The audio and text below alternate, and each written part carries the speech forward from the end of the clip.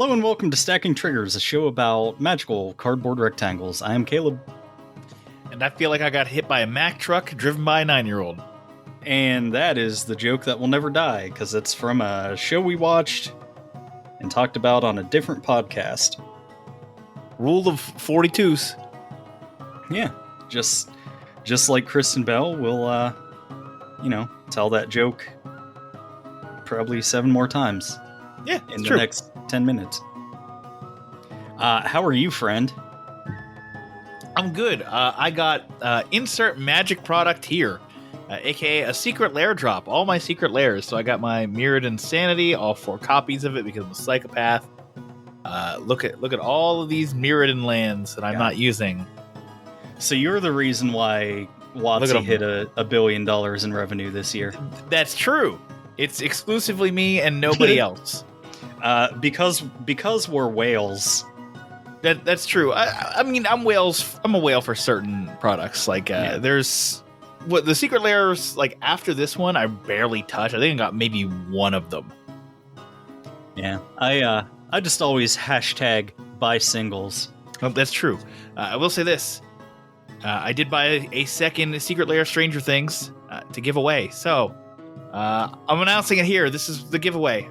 You have to be on Apple Podcasts, review us with your name and put like secret lair drop and like I want that or something. If you review this show and Netflix and Swill, you get 3 entries. You review just one show, you get 1 entry. So you get it free, and then I'll pick a winner at some point, probably at the end of the month. So do it. Review the show so you can get secret lair Stranger Things for free, potentially. Well, I guess I'll have to do that under a pseudonym. Oh no. Nah, I'm fine. Yeah, shout out to the one person who will actually review us and win that. Yeah, I know, right? But yeah, I got the secret lair Stranger Things, not in foil because, nobody likes Pringles. Look at them. Mm-hmm. Look at all of them. If I could, I would have a commander set, or I'd do a commander deck with all 7 of them as my commanders. Imagine how broken that would be. I don't know. I remember on one of her very early episodes, I just had a ton of extra Zendikar Rising because I opened 3 booster boxes because I'm a crazy person. Mm-hmm. Because I took the mystery box instead of the boat, and instead of buying a Scalding Tarn, I kept opening boxes to get the expedition. Right. Which, I got 2 fetches, not a Scalding Tarn, but I got 2 fetches and a Grove of the Burn Willows. And I looked at it and I said, this is useless. Yeah. I don't know. We'll see how much of the stuff I keep. Probably most of it, but it's cool. It's product, byproduct, so we can continue shipping out bad product. Yes. Speaking of continuing to buy product, on this episode, as you might have guessed by the episode title, we are breaking down our top 5 Pauper cards from Kamigawa Neon Dynasty. But first, let's talk about some QA issues that WotC is having right now, because everybody's talking about this. It's a disaster over there. It's kind of embarrassing if you think about it. Like on the day you announced that you hit record revenues, you also have 2 massive QA snafus in terms of products you're just now releasing. So the first one and the most egregious is in one of the commander decks for Kamigawa Neon Dynasty. Yeah, Upgrades Unleashed.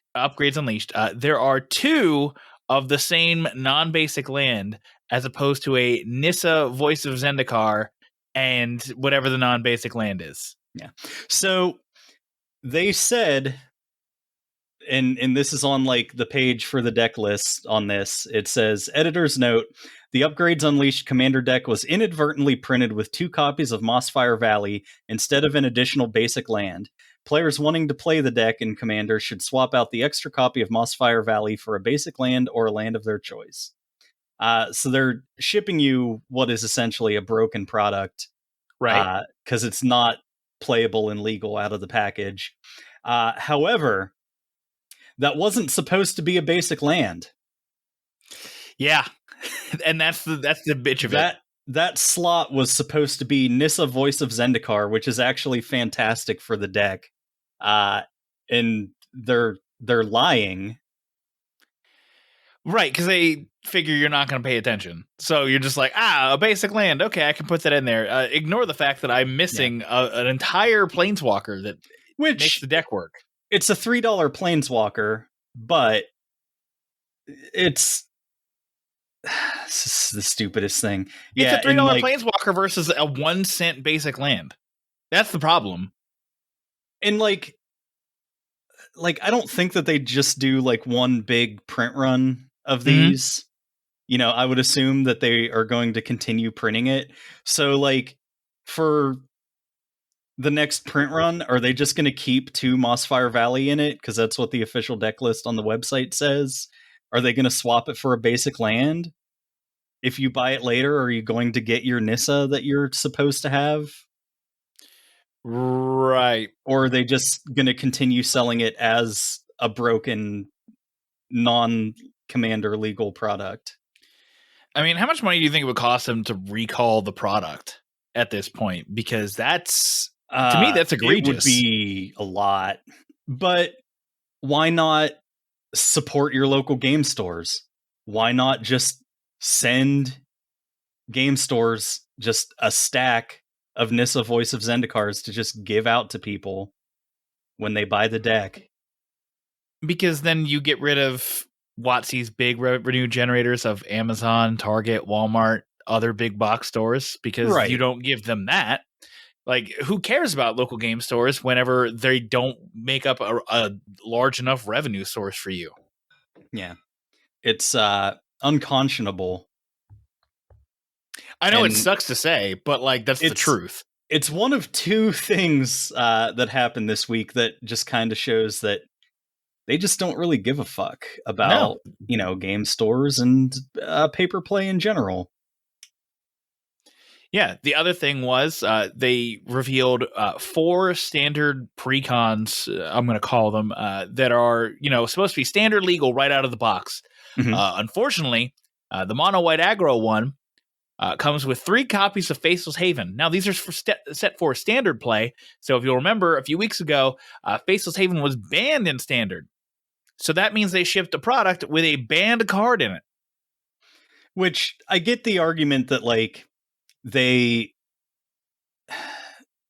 finalized the product before, like, the ban announcement hit. But, like, does the left hand not know what the right hand is doing? Like, where's your communication? Where's your accountability within your company?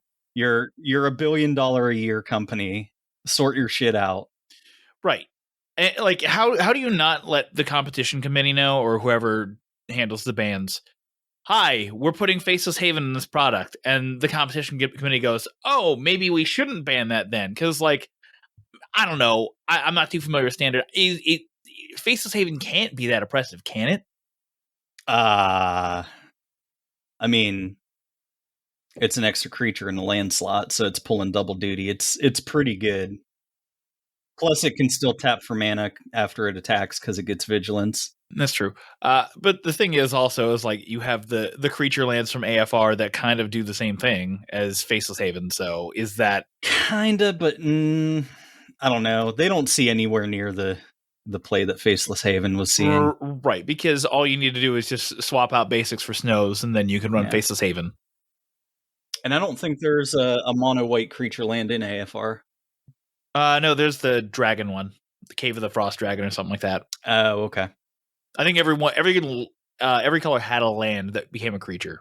But yeah, again, they had to, you know, put editor's note on the deck list saying that Faceless Haven will remain legal for standard play only if you're running this unedited deck list.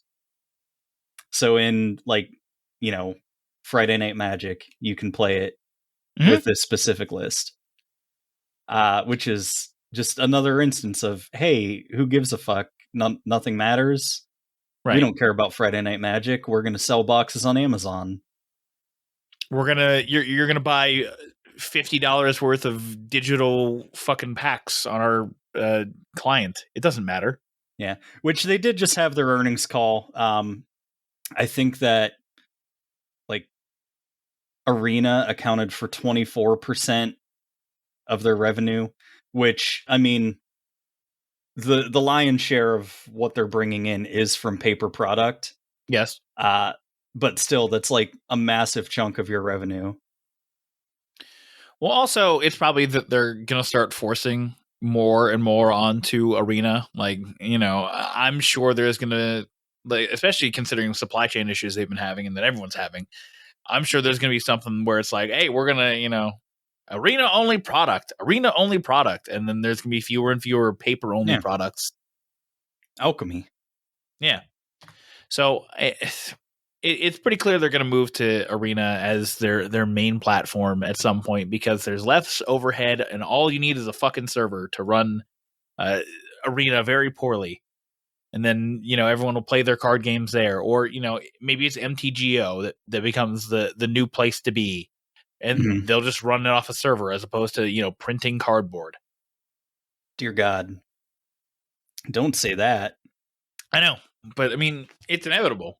Unfortunately, there, you see this shit with like NFTs. Like we haven't gotten to the NFT future of Magic the Gathering yet, but God, it'll they hit could that do a point. reserved list of NFT Magic cards, where it's like these cards are numbered, they're secured by the blockchain. This is the only number of these that will ever exist, and they're digital only. Yep. Okay, let's quit giving them ideas. Also, continually, as per usual, I have to just bring it up because we're talking about QA. I got some foil lands in my packs, and shocker, they're already pringling. They haven't even been removed from the plastic, and they've already pringled. So, I don't know what I expected. .gif. I did like a bulk order on TCG Player for my Pauper battle box. So like it included the basic lands and shit, and I just optimized for whatever the cheapest one is. And I got a bunch of like the foil basic lands from like Zendikar Rising and Ikoria and stuff. And I was like, I can't use these, and threw like 40 basic lands directly into the trash can. Yeah. Yeah, that's something I'm looking at doing is, just taking a bunch of foils to my local game store and just be like, here, they're your problem now. Yeah. Yeah, my local game store has a donation box. I have like one of the old Planeswalker decks from fucking Ixalan that like whenever I was first starting to teach my nephew Magic, I just picked up one for me and one for him. So I just have it. There's nothing of value in it. And like even the non-foil cards are pringled because like you weren't around during that time, but like from Eldritch Moon to like at least till like Ixalan, just all the cards fucking curled. Like whenever, because I was really excited for Eldritch Moon because I came on with Battle for Zendikar. Oath of the Gatewatch was all right. It wasn't my favorite. Sure. But then Shadows over Innistrad was just fucking awesome. So I was really excited for Eldritch Moon, and I think I don't think I got a booster. I didn't get a booster box for that, but I got, I think, a couple bundles. And whenever I opened up my first pack, I just looked at it and looked at the print quality and like how the ink just looked washed out and the cards were curled. And I was like, oh no. That's because bad. They switched printers, like the company that handled their printing for them, and like the card stock was cheap and just the print quality was not good. Oof. That is fucking bad. And then I got into Commander and just bought singles and didn't buy any standard product really until like I got you guys into Magic. And then we had a little brief stint where we all played standard together. Yeah. And then it's like, oh, Commander and Pauper are more fun. Let's just play those. Yeah. I don't know. I've never liked standard. I came in at kind of the tail end of when like Khans of Tarkir was legal. So like the big decks whenever I first started playing were Bant Collected Company, and Abzan Siege Rhino, which are actually awesome decks, but like we're outside of my price range of, hey, here's $10 that I have to put into this hobby this week. So Right. Right, and that's the problem with rotating formats is like card prices can vary wildly depending on, what's going on. I don't know. I always tried to make cool Eldrazi decks whenever I was like back in those days, and it just, I don't know. The Battle for Zendikar Eldrazi, like the power level just wasn't there. Like nothing could touch allies for like Battle for Zendikar or Oath of the Gatewatch Limited. Sure. Although Oath of the Gatewatch did completely break Modern, so because of Eldrazi Mimic. Thanks, Oath of the Gatewatch. All right, let's get into our main topic, which is going to be our breakdown of the top cards for Pauper out of Neon Dynasty. So to start out with, let's do some honorable mentions. These are things that we're excited about that aren't necessarily like what we think are going to be the best or like the most exciting for us personally to play with. So I'll start. My first honorable mention is Disruption Protocol. This is blue for an instant that says, as an additional cost to cast this spell, tap an untapped artifact you control or pay 1. Counter target spell. So if you've got artifacts on board, sometimes it's cancel, sometimes it's counterspell. Like, obviously, counterspell is just better. But, like, if you're wanting to run, like, 5 or 6 counterspell, like, this covers you pretty nicely. Sure. Yeah, I mean, we talked about this before. Like, it's that's cancel. It's whatever. It's not great, but, like, I don't know. There's certain decks that I think want it, again, like not over counterspell, but possibly in addition to. Mm-hmm. And I don't know. I think it'll see play. What's one of your honorable mentions? I think we didn't really discuss this, but I have 1, 2, 3, 4, 5. I have 8 honorable mentions. Well, I only have 2. Because that's how strongly I feel. Mainly, I focused it on my stuff, but also I looked at the format and just went, hey, these are replacements for things that are potentially getting banned. So I'll start with an actual one that I think is on like the lower tier, but like almost there. Experimental Synthesizer. It's an artifact. Whenever it enters or leaves the battlefield, exile the top card of your library. Until the end of turn, you may play that card. And then you can pay 2 and a red, sacrifice it to create a 2/2 white samurai creature token with vigilance. Activate only as a sorcery. So it's Ichor Wellspring with impulse draw and actually offers its own sack outlet. So yeah, you really can't beat that, honestly. Except you can because Ichor Wellspring is free and you can just sack it with. There's still the combo, Deadly Dispute into Ichor Wellspring, draw 3 cards, create a treasure, maintain your affinity. Wow, what a fucking concept that is. But this is like, if you're going pure Rakdos, like I don't want to see a single colorless artifact in my deck. I just want like red and black artifacts only. This is your replacement for Ichor Wellspring. So I mean, if that gets banned, Ichor Wellspring, which I don't see it, it's not really.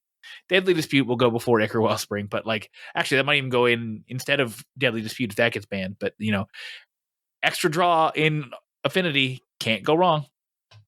Yeah. I'll just do all the ones that I have in black now, I guess, since I have more than you. So I have 3 for black. The first one I wanted to talk about is You Are Already Dead. Hey, that's my other honorable mention. Yeah. Nani. So it's 1 black mana for an instant. Destroy target creature that was dealt damage this turn. Draw a card. So I mean, it basically gives like your little 1/1 token that's blocking Death Touch, and also cantrips you. I think it'll see some play. It's also got the combo with Kumbaj Witches, which is pretty good. So like you tap Kumbaj Witches, deal a damage to something, and then remove something from the board. Right. It's decent. Yeah, that's pretty much it. Is like deal 1 damage to something and then immediately kill it and cantrip. So, for 1 black mana, that's pretty good. All right. Next honorable mention is Reckoner's Bargain. It's 1 in a black for an instant. As an additional cost to cast this spell, sacrifice an artifact or creature. You gain life equal to the sacrifice permanent's mana value. Draw 2 cards.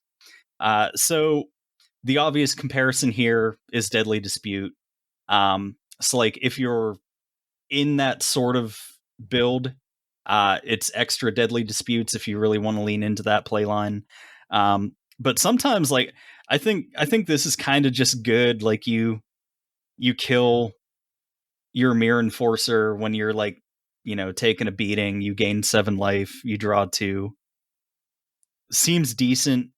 I mean, it's also like a sack outlet for any other kind of thing where you need a sack outlet. Not even just like artifacts, but also creatures. If you just need to remove, like, if you just need to emergency gain life and draw some answers, this is good. Yeah, this is much higher on my list. I can tell you that. I think this is actually an excellent card. I think it's actually really good. I don't know what exactly the build is, but like I can see this being good even in like a Tortured Existence.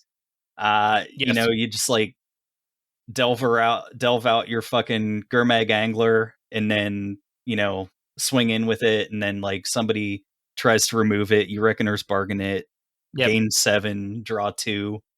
Seems decent. Yeah. There's definitely specific examples, and again, if Deadly Dispute goes, which I'm honestly kind of predicting at this point, I feel like Deadly Dispute has to go at some point. It might, yeah. So I feel like Reckoner's Bargain is the obvious replacement to it, if that's the case. Yeah.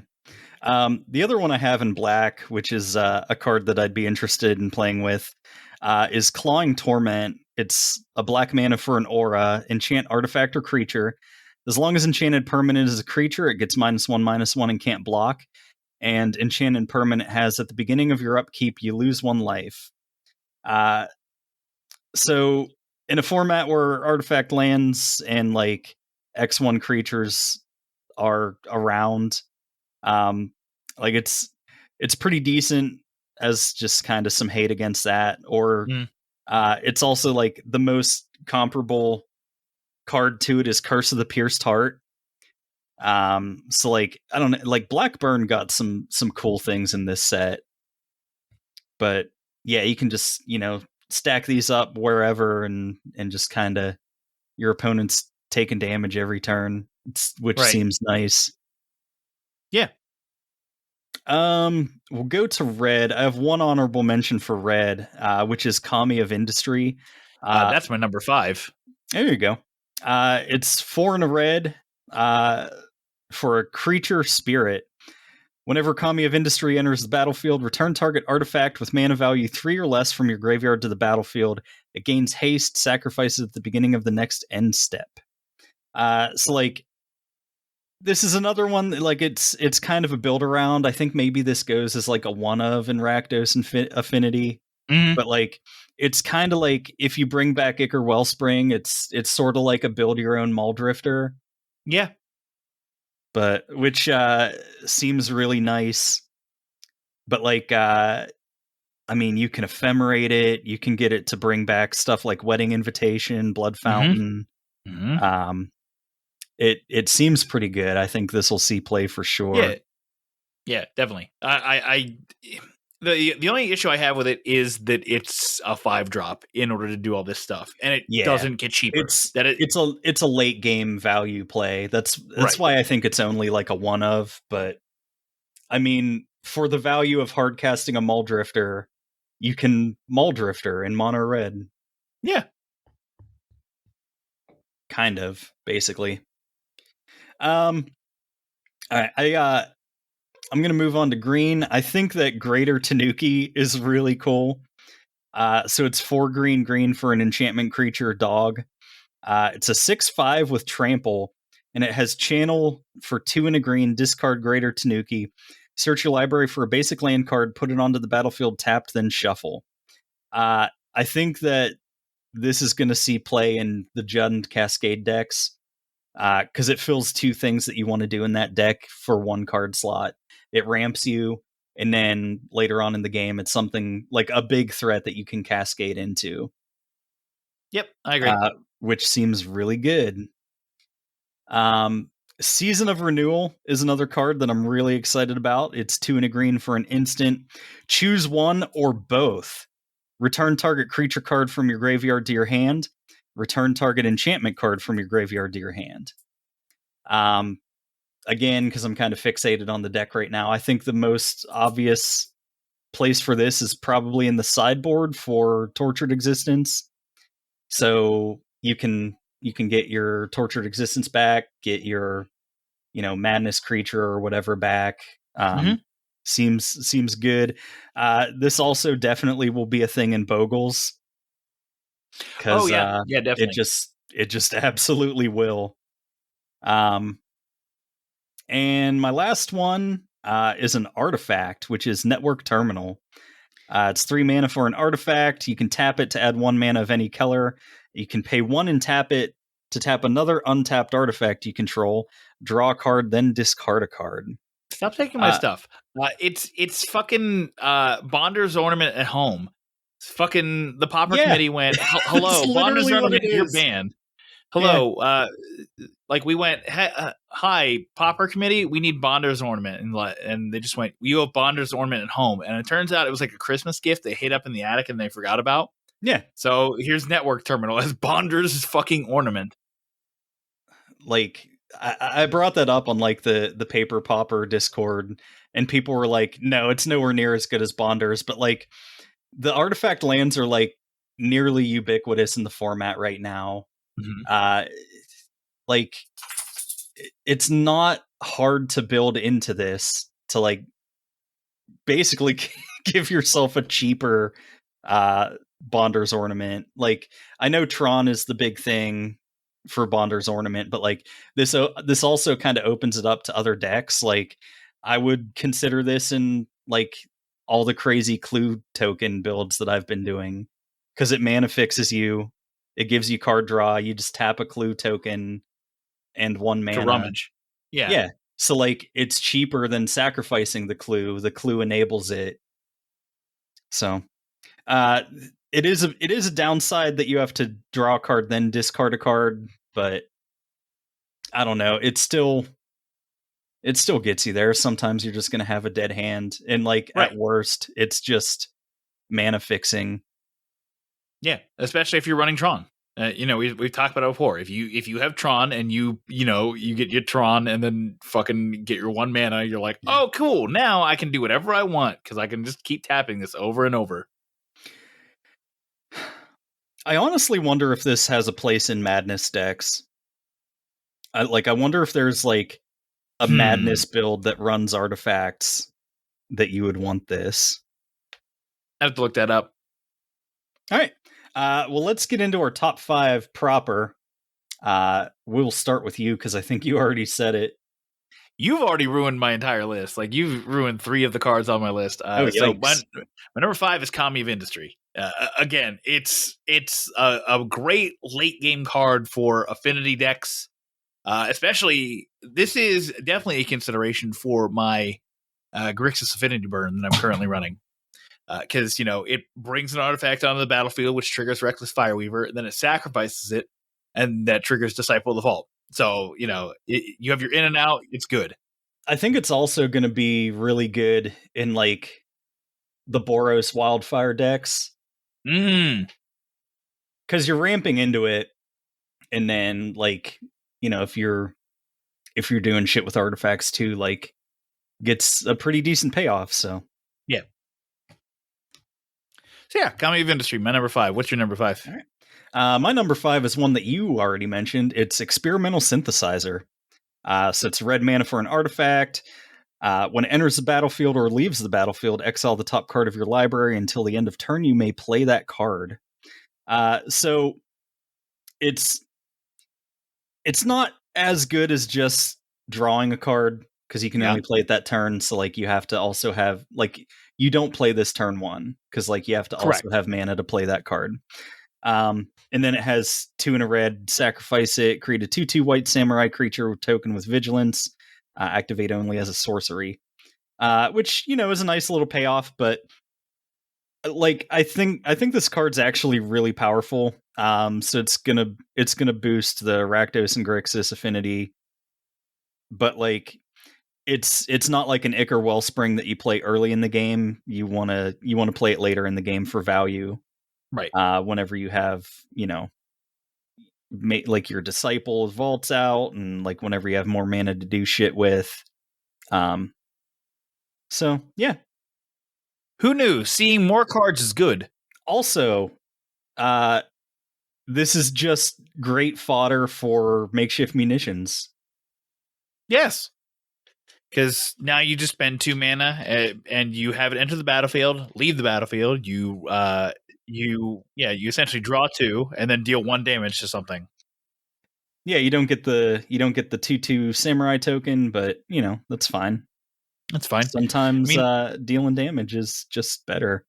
Yeah, and also it's good Deadly Dispute fodder. Yeah, definitely. What's your number 4? All right, my number 4 actually has not been mentioned. Holy shit, who could believe it? With how many honorable mentions you had? My number 4 is Mirror Shell Crab. Nice. The best sideboard card in Pauper if you run fucking blue. It is a 5 blue artifact creature crab with Ward 3. But and this is the most important part, it has a channel ability for 2 and a blue. Discard Mirror Shell Crab. Counter target spell or ability. This is the most important part. Unless its controller pays 3. That's right. Stifle is now in Pauper. It's now Pauper legal to play Stifle.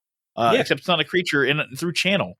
We love this. Which I think there's one other card that kind of has a Stifle effect, which is Brown Oof. Or however the fuck you say that word, but like nobody plays it, and it can only stifle the effect of an artifact. So like, I think this is actually like a very, very good sideboard choice that goes in a lot of decks, and possibly main board in certain decks. Right, but the fact that you can stifle something, I think it's an automatic sideboard for anybody in blue. I think, like you said, main board potentially for some blue decks, but I'd have to figure out what blue decks those would be before I would make that declaration. Yeah. All right. My number 4 is going to be Spirited Companion. This is 1 and a white for a 1/1 enchantment creature dog. Whenever Spirited Companion enters the battlefield, draw a card. He's a good boy, much dog. Wow. But white gets a new unconditional card draw. So this is basically, it's basically Elvish Visionary for white. Yeah. It's interesting that it's also an enchantment. So it enables stuff like Ethereal Armor or like Ancestral Mask to just, or anything else that like cares about the number of artifacts you control, or enchantments rather. But yeah, I think that this is really good. I think that this replaces Thraben Inspector in my Soul Sisters deck, because you can't drop it turn 1, but turn 1 you want to be playing your your Soul Warden or your Soul's Attendant, and it's 1 mana cheaper to draw the card as opposed to what Thraben Inspector does. Yeah, that's definitely true, because Thraben Inspector is also 1 and white. Thraben Inspector is just a white. It's a 1/2, and then you investigate. Oh, but like overall, it's cheaper to just drop this. Yeah, I'd rather just play it after I have a Soul Sister on board and just draw the card. That's a good point. I didn't think about that. Yeah, I mean, it's also like a decent ephemerate target. So, are you gonna pleasure yourself with this dog? Yeah, I mean, it's no Muldrifter, but no, it's just really nice to see white getting unconditional card draw. Sure. All right, and we'll move on to your number 3. All right, my number 3 is Bonder's Ornament at Home. It's Network Terminal. There you go. So we've Bonder's Ornament at Home is the perfect name for that card. Like, it's like I just look at this and I'm like, how does no one else like you were saying the paper popper like Discord, where it's just like, yeah, like it's not as good. And it's like, it mana fixes for 3. What do you want from it? Like, Yeah. it does exactly what Bonder's Ornament's first ability does, and gives you additional flexibility earlier in the game. Because before, you'd have to pay 4 mana to draw a card. Now you pay 1 mana and tap another artifact to draw a card, and of course discard a card. But still, you're seeing that one additional card. There's this actually might be better than Bonder's Ornament, honestly. Yeah, depending on your build. Like, having to discard a card when you draw the card is like a decent downside, but like, yeah, in certain builds you might want that. So I don't know, man. I think people are undervaluing this. I think this card is going to go immediately into Tron decks. Like, Tron is already running Pulse of Marasa anyway, so you can get the shit back from your graveyard. So yeah, it doesn't matter. Like, you know, I hope you kept your Tron skeletons, because this just goes right in the spot that, you know, Bonder's Ornament took. That's probably true. My number 3 is probably low from your consideration, but I think that my top 2 cards are actually insane. My number 3 is Moon Circuit Hacker. Yes, this one is actually insane. I think this card is nuts. This card's very, very good. So, hey, you know Ninja the Deep Hours? Do you want to run 8 of them in your deck? Moon Circuit Hacker is 1 and a blue for a 2/1 enchantment creature human ninja. So once again, like, interesting interaction with enchantments, but it says, whenever Moon Circuit Hacker deals combat damage to a player, you may draw a card. If you do, discard a card unless Moon Circuit Hacker entered the battlefield this turn. And then it has ninjutsu for a blue. Hey, do you know how, like, elves is kind of oppressive? Do you know how, like, the elf shell wants to get rid of the fucking obsolete Delver of Secrets that doesn't really quite fit with that list? Look at Moon Circuit Hacker. So first off, like, at face value, it's half the mana cost across the board as a Ninja of the Deep Hours is. Correct. It does have the downside that you have to discard a card after you draw a card. Like, if it's not the turn it comes out. But you ninjutsu it in, and it's just as good as Ninja of the Deep Hours. Yeah. But the important thing with that list and specifically, you return your Spell Stutter Sprite, which is an early flying threat that isn't going to be blocked probably. You ninjutsu this in, you get your counter spell back in your hand. Yes. That's insane. For cheaper. Yeah. For cheaper mana. Earlier on the curve. This card's nuts. Does anybody else notice this? I feel like I'm taking crazy pills. This card's insane. Because, like, I've been saying it, like, yeah, I know I just posted, like, the Pauper League from over the weekend, and Affinity took, like, 5 of the fucking spots. But also, like, the week before that, Ninja Fairies took, like, 4 of the spots. And I've been saying for a while, hey, Ninja Fairies is a fucking problem, everybody. Let's fix this. And they didn't do anything to address it on the ban list.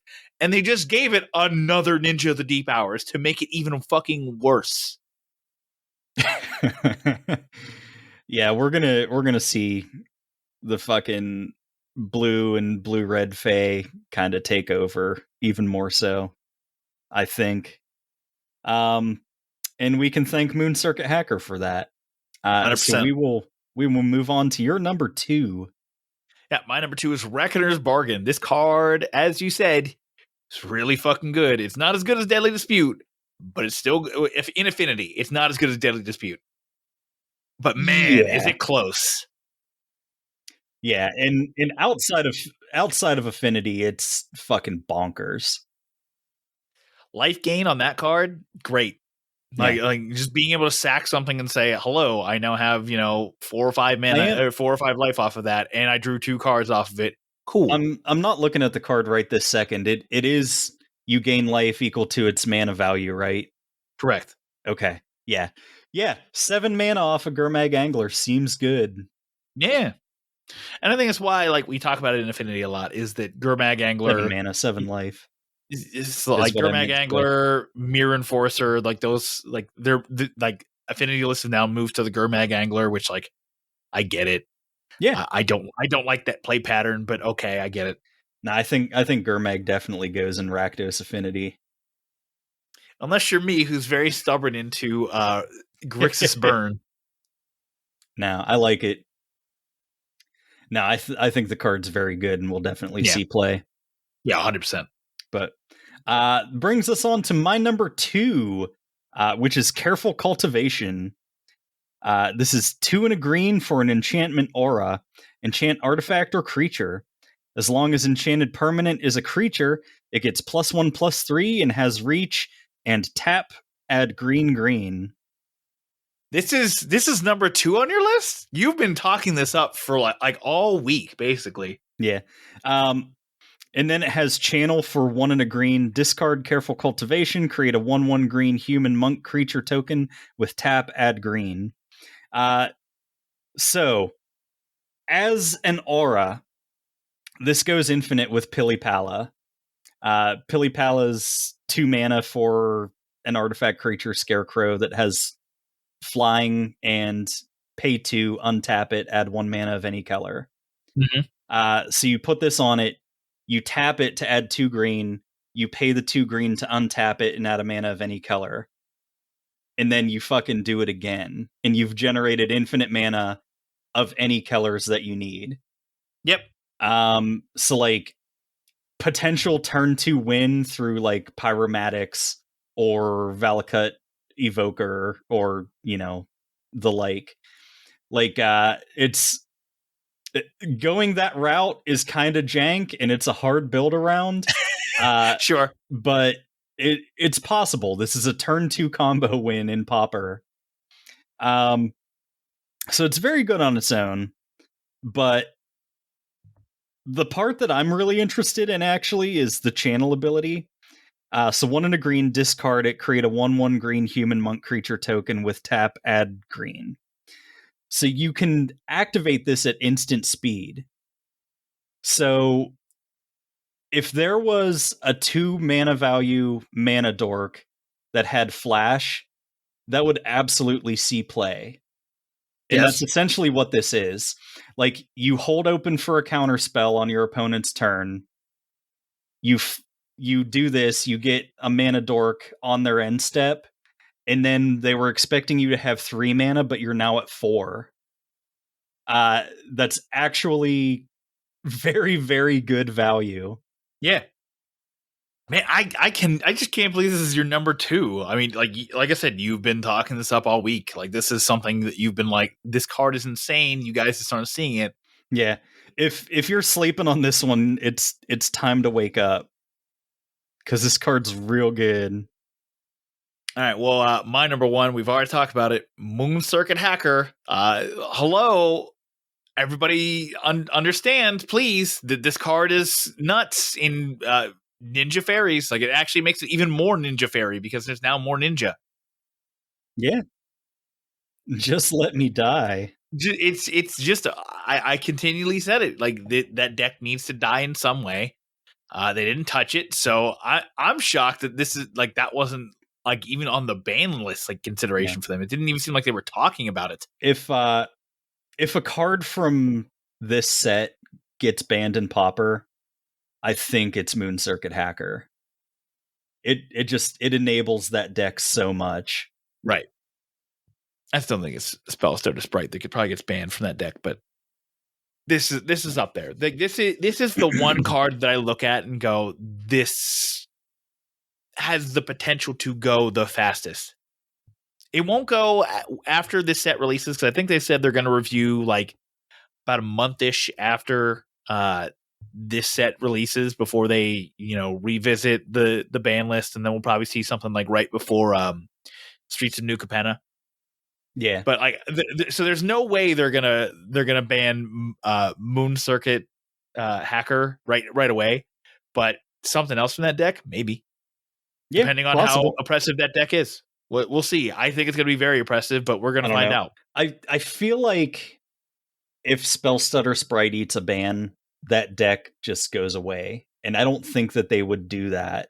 Like they considered banning one of the Tron lands, but like if they did that, that's just saying, hey, this format does not contain the Tron archetype that has been Right. in the format since its inception. Right. And like I don't like that. But, No, that's fair. yeah, my number one, you already mentioned it. It's Mirror Shell Crab. I Oh, there we think go. that this card actually is fucking crazy with some of the things that it can do. So I'll just read it again here. It's 5 blue blue for an artifact creature crab. It is a 5/7. It has ward 3. Whenever this creature becomes the target of a spell or ability, an opponent controls counter it unless that player pays 3. And then it has channel for 2 and a blue. Discard it. Counter target spell or ability unless its controller pays 3. So it's a decent threat that's hard to remove, which is not bad. But there's a lot of things that it can do that are just fucking crazy. Like it goes in the sideboard of a lot of decks. I think that it has a really high ceiling with Tortured Existence, honestly. So like I might be trying to make like a Dimir Tortured Existence deck at some point. That's fair. Because like not only is it just a Stifle effect that's now in Pauper, it itself, because it's not a spell that you're casting, it's an ability that you're activating on the card. Therefore, the only thing that can counter it is another Mirror Shell Crab to counter the ability. So it's an uncounterable counter spell that also can target abilities. Specifically And in it's Tortured recurable. Existence, it's recurable with Tortured Existence because it's a creature. But specifically in that deck, you can counter the enters the battlefield text of a Bojuka Bog to not exile your graveyard, which is incredible. Yeah. Yeah. Because like there's actually a lot of graveyard hate in Pauper. You can counter somebody getting the Monarch. You can counter Storm so that they don't get extra copies of spells. You can counter Grey Merchant of Asphodel's fucking gain drain ETB. You can counter somebody getting something back off of an Archaeomancer. It can be found with Lead the Stampede. You can reanimate it with Late to Dinner or Exhume. Like, there's so many awesome things that you can do with this card that I think it's actually crazy. And like, out of every card that I've seen in this set, this is the one that I'm most excited to brew with. And it's not even close. So quick aside, as we talk about Kamigawa, more QA issues. Wizards just posted statement on Saiba Trespasser cards. It has come to our attention that the English printed versions of Saiba Trespassers from Kamigawa and Neon Dynasty does not list the appropriate creature type. No matter how much they want to be, the Trespassers are not, in fact, ninjas. Their creature type is Moonfolked Rogue, which will be reflected correctly in all other languages on Magic Arena or Magic the Gathering Arena and on Magic Online. So more QA issues. That's awesome. With printed shit. I'm going to quit my job and apply to be a QA tester at WotC because it seems really easy. It just seems like you just fuck off for 8 hours a day.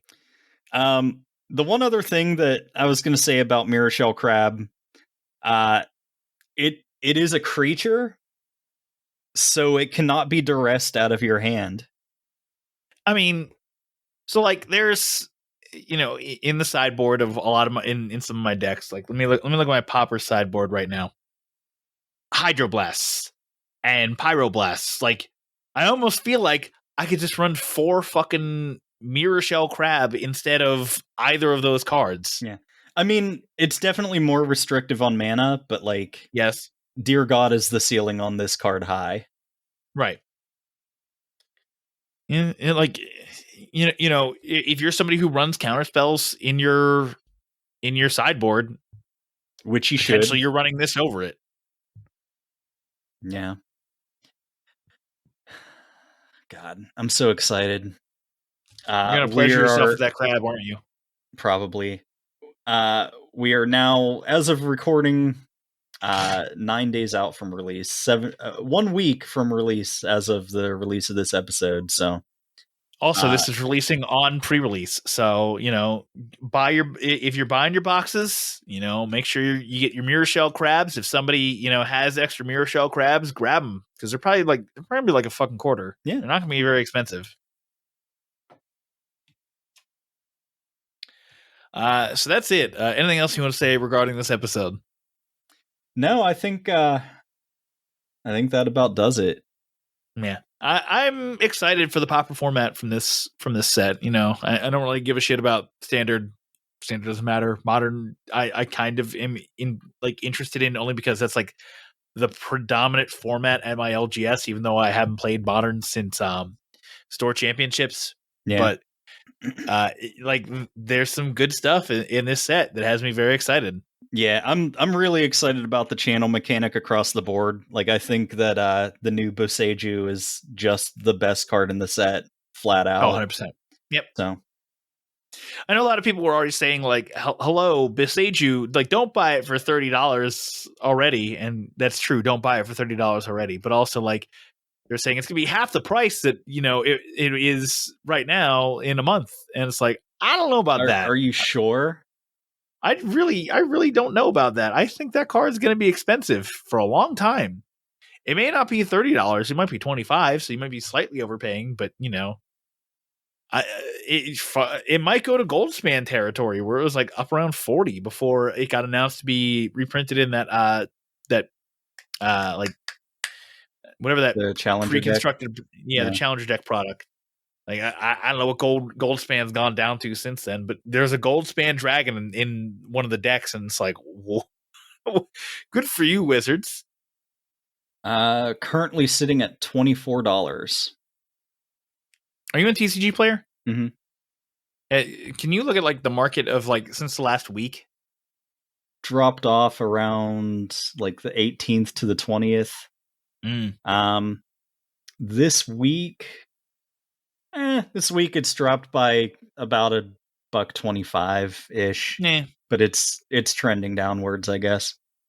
Right, and whenever the product actually gets released, that's when you'll see the big decrease. Because I think people are just trying to sell off for what they can now, and whenever it comes out is when everyone's gonna be like, "Oh my god, these are worthless." Yeah, card's good. It's a good card. Oh, it's a great card. All right. Well, this week's card of the week is Stifle. It's a blue mana for an instant. Counter target activated or triggered ability. Mana abilities can't be targeted. The flavor text says, Superior force meets woefully inadequate object. What paradox were you expecting?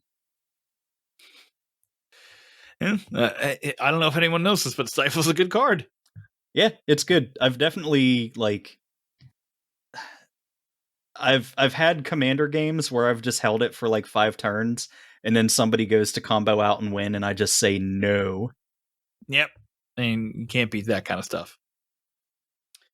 Well, I swing at you with my Unblock Racketer and ninjutsu out Moon Circuit Hacker.